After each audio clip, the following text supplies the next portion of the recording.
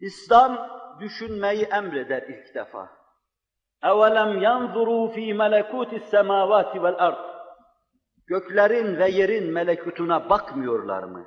Bir göklerin dış yüzüne bakmak, yerin dış yüzüne bakmak, insanın dış yüzüne bakmak, bir de illetler alemine girmek, işin niçin ve nedenlerini kurcalamak. Hikmet dediğimiz, yanlış bir ifadeyle felsefenin mevzu olarak aldığı hususlara girmek. Sebep-sonuç meselelerine bakmak.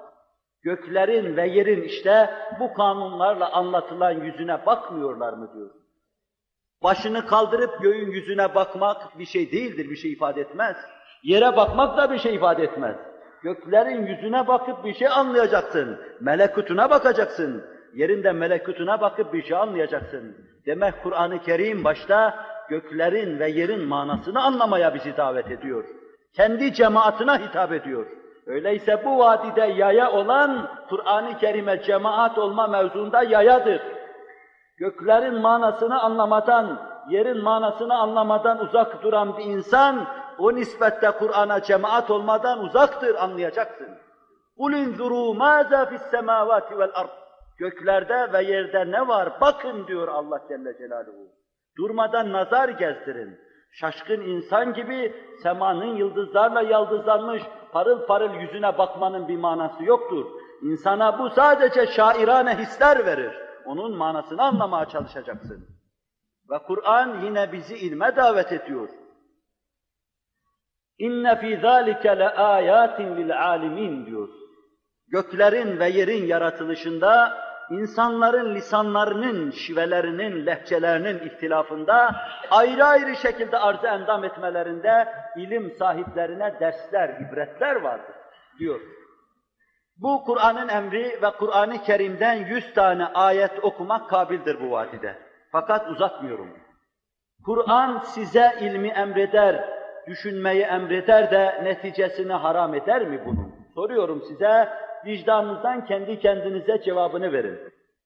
Size göklere ve yere bakın, bundan bir netice çıkarın dedikten sonra o neticeler üzerinde durmayı size haram eder mi?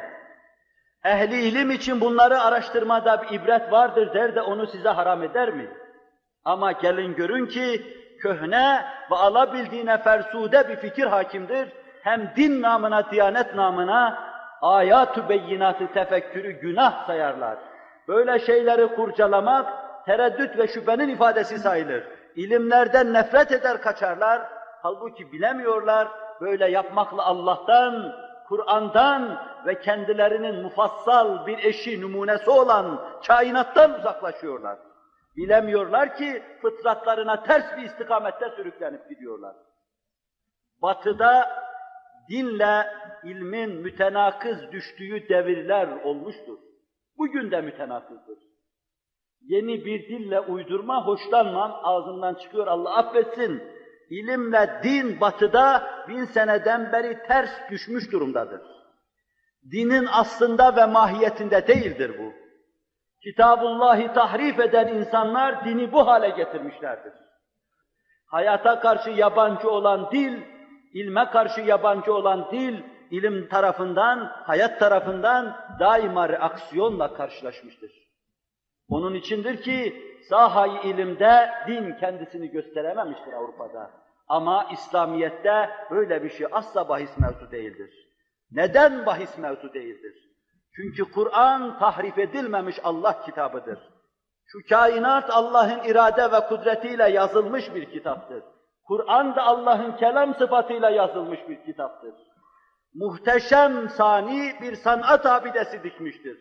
Ve ondan sonra o sanat abidesini size Kur'an denen kitabıyla tercüme etmiştir.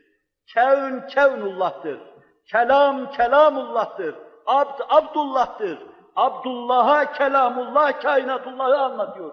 Hilaf olur mu bunda? Tenakuz olur mu bunda? Elbette bir şeyi yaratan en doğruyu konuşur. Öyleyse Kur'an-ı Kerim'i ilimlerle ters düşüyor görmek, müsbet fünuna karşı gelmenin ifadesidir.